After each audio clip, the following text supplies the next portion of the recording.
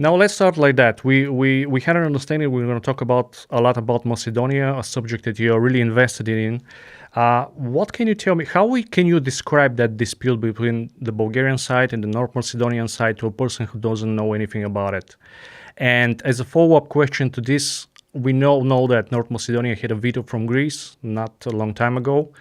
Then Bulgaria stopped their Euro accession path. Do you see any similarities there, and what are the differences? Okay, so this is a really good question. And quite understandably, most people don't follow politics of small nations. And this is a really, really small nation. North Macedonia today is about 1.8 million people. So it could be pretty much a borough of London, or a bit of like a mid-size British city, or a mid-size North American city. Like Cincinnati, Ohio. Actually, the Cincinnati metro area is larger than the city of Cincinnati, than the entire population of the country of North Macedonia.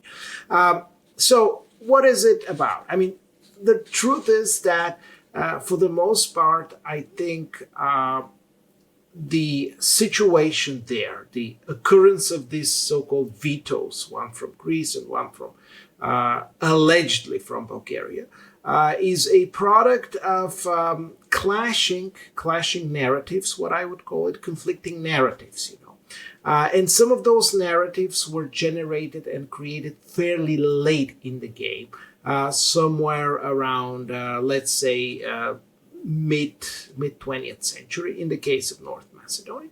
And they clashed with the narratives about nations, identity, nation building in general, how these nations in this part of the world came into being.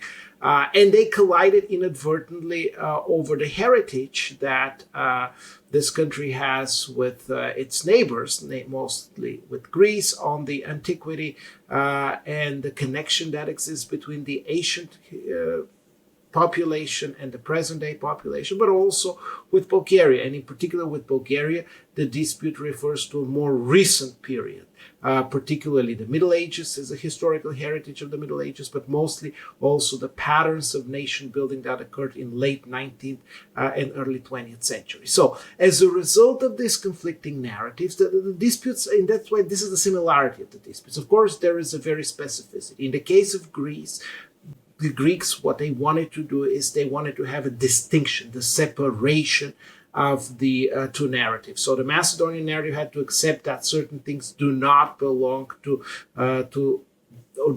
the North Macedonian, I should say, that the narrative of North Macedonia does not belong to their narrative, but instead it is a part of the ancient Greek heritage. That in and of itself can be, or Hellenic, I should say, heritage. That in and of itself is a matter of a long and lengthy philosophical conversation.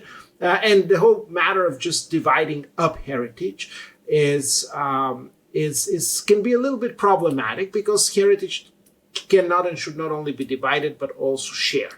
But of course, the idea of having national monopoly, especially of a relatively young national idea over antiquity, over the heritage of Alexander the Great, is ridiculous. Of course, his heritage is far greater and should be shared. With the case of Bulgaria, it is actually a more painful, because a narrative was created in probably around the 1930s, 1940s, 1950s by people who, let's be honest, at that time were not the greatest and the brightest minds of history, of social science, of modern intellectual accomplishments, who basically created this a reflection that Macedonian national idea and identity existed at the same time, or emerged at the same time as, in parallel to, the national ideas and identities of its neighbors, Greece, Bulgaria, and Serbia, and in a way Albania as well. Well, that is actually not accurate. And so the whole dispute became about what kind of heritage is that. And again, here the Bulgarians said something different. They said, okay, we're not trying to separate the heritage, but instead we're trying to share it, In other words, something that belongs to both of us. And the Macedonians said, no, we have the right of our national story. In our national story, we have the right of a monopoly over this heritage, And so in that way, the dispute between Greece with Greece is different. In Greece, Greeks were the ones who demanded the separation of the heritage. And the Macedonians were, no, we shouldn't give it up, and oftentimes they erroneously see that also as a dispute with Bulgaria, where Bulgarians demand the separation. No, Bulgarians actually demand the opposite, sharing, and Macedonians demand monopoly.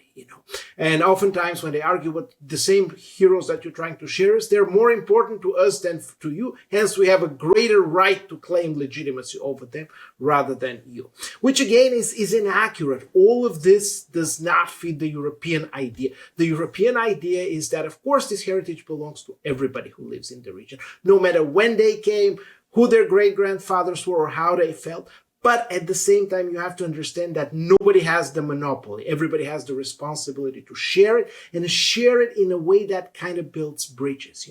So we have now a situation where in the early 1990s, Bulgarians had a hard time of accepting the existence of the Macedonian nation, separate Macedonian language, identity, etc. Over the course of the years, Bulgarian government, most of common sense Bulgarians have accepted the differences. But at the same time, the major follow-up question that has arisen these days is whether a separate group of nations exists that call themselves Macedonian Bulgarians or Macedonian Bulgarians. And we're seeing clearly now that many circles in North Macedonia, particularly the ruling party, has a problem of accepting this population which originates from this region, which for many generations have defined themselves either as Bulgarians or Macedonian Bulgarians or Bulgarians from Macedonia. And it has also the tendency to deny, to belittle, diminish, modify, twist around their very existence. This actually hits in the EU fundamentals. That's why Bulgarians actually agreed in the latest iteration of this dispute in 22